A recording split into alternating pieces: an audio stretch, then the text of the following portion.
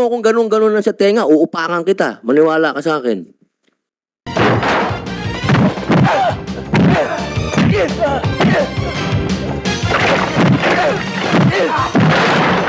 Huwag mo akong ganun-ganun lang sa tenga, uupakan kita. Maniwala ka sa akin.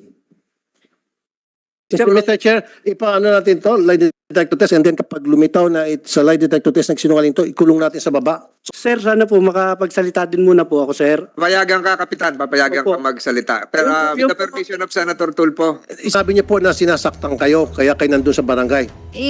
Opo, sabi ko po, ipakicheck po yung gamit ko dahil aalis na po ako doon. Nakatakas nga po ako doon. Nga po ako pumunta sa kanya. Okay, so nakatakas kayo, sinabi niyo sa kanya nakatakas ka, daladal mo yung gamit mo at sinabi niyo rin sa kanya na sinasaktan ka ng amo mo, tama? Opo, sabi ko po, pakicheck yung gamit ko. Baka po sabihin ng amo ko Nagnakaw, na nagnakaw ulit ako. tama. Okay, Tapos, napakasinungaling mong tao ka, sarap mong...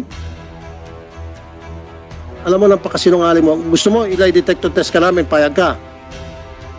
Sige, pag lumitaw na ikaw ay nagsinungaling sa lie detector test, kukulong ka agad namin dyan sa baba. Good. Pakibukas yung mic. Yun naman po, sir. Alam nga ba naman magsisinungaling to si Ma'am LV? Anong reason para siya magsinungaling?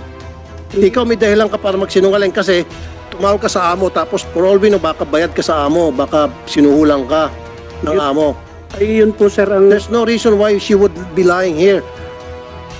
Alam mo, Chairman, kung nasa matinong pag-iisip ka, kung tama ka, patas ka, the first thing you should have done is check siya sa doktor, tawagan mo si HR, tawagan mo PNP, sabihin na meron dito mukhang kawawa na kasambahay at tumakbo sa kanyang amo, ang kanyang reklamo ay sinasaktan siya, etc. Yun dapat ginawa mo. Ang ginawa mo, sinurrender mo siya uli sa amo, napakawalang hiya mo. Sir, excuse po, sir. Hindi ko po isinorender po yan. At lalong hindi po ako tumawag sa amo niya. Kasi ang nangyari, naibalik siya uli sa amo niya.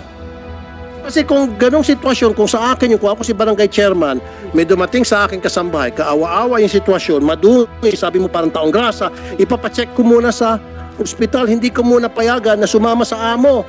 At pagkatapos, tatawagan ko yung police, si HR, kung sino-sino pa mga otoridad, DSWD, para sama-sama mag-imbestiga, social worker.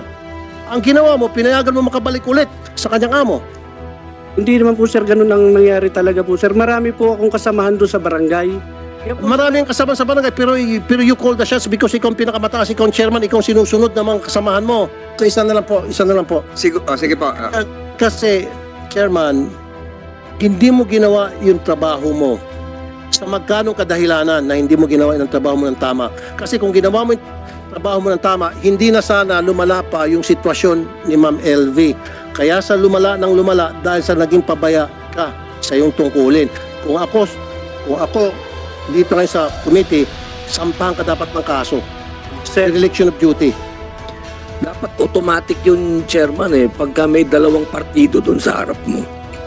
Kakausapin mo pareho, di ba? Bakit naman ang pinakinggan mo lang yung amo lang, hindi mo kinausap yung isa? Di ba automatic yun, pakikinggan mo yung dalawang partido? Kasi po, Mr. Senator, maganda naman po yung dating ni Mr. Ruiz. Wala naman pong panganong pinwersa si Nanay LB na Tumakas na nga. Tumakas na nga Hindi nga po namin alam, sir, na may ganun nangyayari kay Nanay LB. Di ba sinabi ka mo nung amo na tumakas? Tumakas nga daw po kasi ang sabi niya, kaiba na yung ginagawa niya sa tindahan. Wala na daw pong... Kaya nga, pinakinggan mo yung amo pero hindi mo pinakinggan si nanay. Hindi na nga po nagsalita. Sumama na rin po siya kay Mr. Ruiz Dapat tinatanong mo, di ba? Di ba tinanong mo dapat? Di ba automatic yon pagka sa barangay, tatanungin mo yung dalawang partido? Di ba? Di ba ano po yan? Yan ang SOP? Yun po lang, sir, talaga ang naging pangyayari po sa barangay. Parang sinasabi mong hindi mo ginawa yung trabaho mo. Ginawa ko po, sir, dahil... Hindi mo kinausap. Di ba ang trabaho ng chairman, pakinggan mo yung dalawang partido? wala nga po sinasabi si Nanay LB. Hindi mo nga tinanong. Tinanong mo ba? Tinatanong po namin, hindi po siya... Tinatanong mo si nanay. Hindi po naimik. Nay, tinanong ka ba ni chairman? Nung nandun kayo. Hindi po. Wala. Basta lang po, sabi ko, ako pong nagsalita, sabi ko, Chairman, pa-check po yung gamit ko. Baka po, sabi nila, nagnakaw po ako doon. Nagsalita ka, Punay. Opo.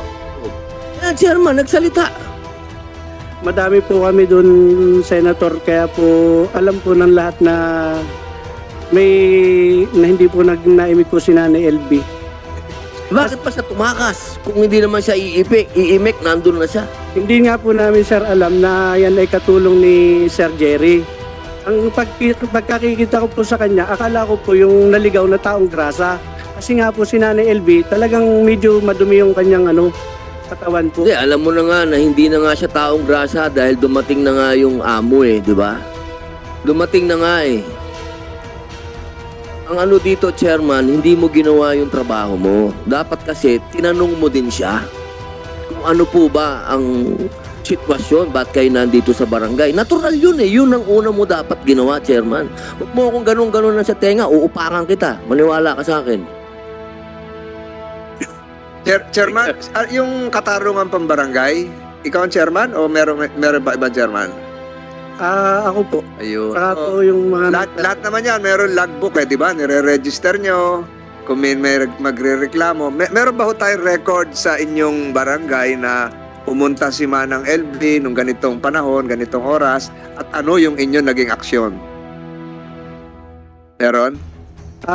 Wala po. Dahil Wala. po nga, madali lang po si Nanay Hindi, LB. kahit pumasyal doon, kinuha nung kanyang amo, dapat naka-logbook yun Diba? Katungkulan nyo ng barangay captain na ilagbook kung ano yung naging aksyon. Pwede rin ilagay doon, walang naging aksyon dahil sinundo na nung amo. Diba? Wala tayong record. Sa pagkatanda ko po, wala po. Ayun, pero katungkulan mo dapat gumawa ng record. Barangay secretary, tiningnan ni barangay health worker, may barangay social welfare officer, di ba? Yung marami kayo kamo doon, di ba? So wala tayong